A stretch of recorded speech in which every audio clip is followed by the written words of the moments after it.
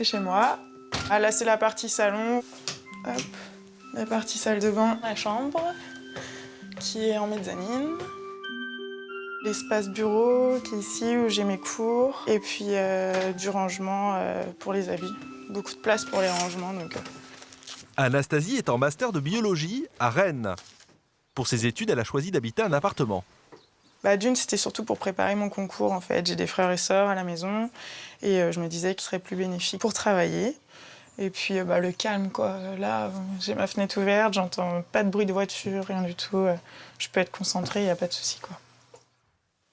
Effectivement, pas de bruit de voiture, mais les doux bruits de la campagne. Anastasie a choisi de vivre dans une ferme située à 20 km de Rennes. Une très bonne affaire.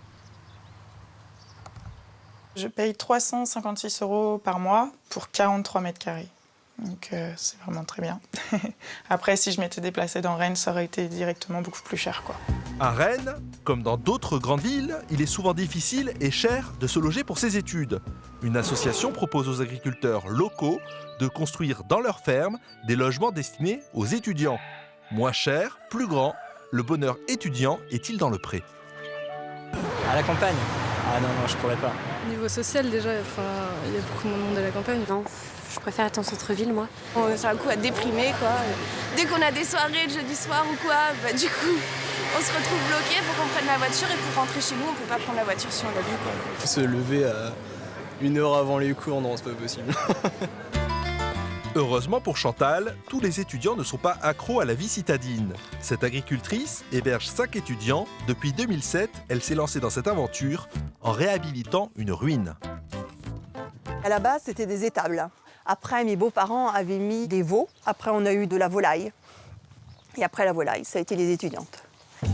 Chantal et son époux ont financé eux-mêmes les travaux de réhabilitation, soit 100 000 €. Un investissement pour leur retraite. Les locations rapportent chaque mois 1 700 € de revenus supplémentaires. C'est aussi une manière de sauvegarder leur patrimoine. Dans une exploitation, vous avez beaucoup de bâtiments qui ne servent plus à rien. Et qui coûtent quand même, parce qu'il faut les entretenir, leur donner une vie, c'est vraiment super. Et puis même pour les enfants, ça leur fait du contact. Hein. En 1 an, Anastasie a tissé des liens avec toute la famille. Bonjour. Christophe a appris à s'intéresser au parcours de ses locataires.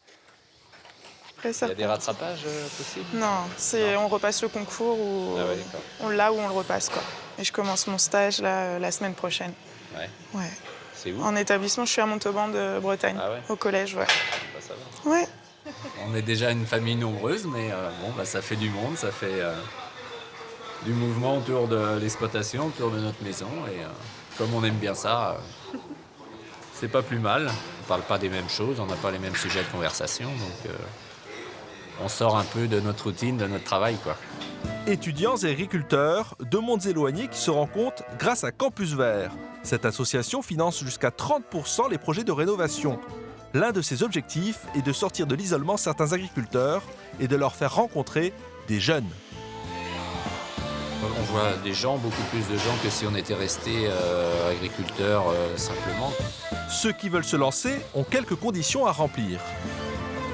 Donc pour adhérer au Campus Vert, il faut être agriculteur et ne pas être trop loin des universités. Donc là, autour de Rennes, autour de 20 km aux environs.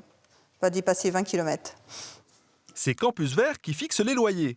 356 € pour un appartement comme celui d'Anastasie, contre environ 500 € pour l'équivalent dans le centre de Rennes. Autre avantage, les agriculteurs aiment faire partager leur terroir. Merci. On a des noix, des pommes et puis de la dinde. D'accord. Des noix, j'adore ça. D'accord. Ton étudiant, c'est bien valable et c'est gentil de la part des propriétaires de nous amener ça. C'est bio. Non, c'est vraiment bon. Mais vivre à la campagne n'a pas que des avantages. Il est primordial d'avoir une voiture et pas question qu'elle tombe en panne. Là, je me suis retrouvée 3 semaines sans voiture, donc c'est tombé bien, entre guillemets. C'était mes semaines où j'avais peu de cours et mes semaines de révision pour le concours. Donc en l'occurrence, j'ai été plus chez mes parents. J'aurais demandé peut-être à Chantal, elle m'aurait peut-être prêté une voiture. Elle me connaît, elle sait comment je conduis. Et non, je pense qu'il n'y aurait pas eu de souci. C'est parti pour le plein d'essence. Entre l'université et ses activités extrascolaires, Anastasie fait le plein d'essence toutes les semaines. Un budget conséquent à ajouter au loyer. J'en ai à peu près pour 300-350 € d'essence. Ça équivaut peut-être à un appartement sur Rennes sans voiture. Mais en attendant, on n'a pas tous les avantages d'être tranquille à la campagne. Moi, je ne changerais pas. William non plus. Cet étudiant en CFA couverture habite depuis 3 mois dans la même ferme qu'Anastasie. J'ai accroché tout de suite, j'ai vu les photos et ça m'a plu immédiatement. L'avantage, oui, c'était le prix, évidemment. Le prix, c'était tout meublé en plus, donc il n'y avait rien à monter. Je suis à côté de tout, du boulot, de l'école, de ma copine. Voilà. Bien loin des fameuses soirées étudiantes de Rennes, William reçoit dans sa campagne Salut. Ça va? Oui, toi? sa petite amie. Je comprends le choix de William. Ce qui me plaît ici, c'est d'être au calme, d'être jamais dérangé par les voisins, par le bruit. William ne voit qu'un seul bémol à cette vie campagnarde. Bon, certes, il y a l'odeur qui gêne un petit peu, mais ouais, les vaches, les chèvres, les moutons, un peu la ferme, quoi. Avec les vaches, on est bombardé de mouches. Bonne vieille méthode de grand-mère, la tapette. Elle est là. Elle est pas dans un très bon état, mais elle est vieille. Tu l'as beaucoup utilisée? Ouais, assez. Elle était déjà quelqu'un avant en plus, donc...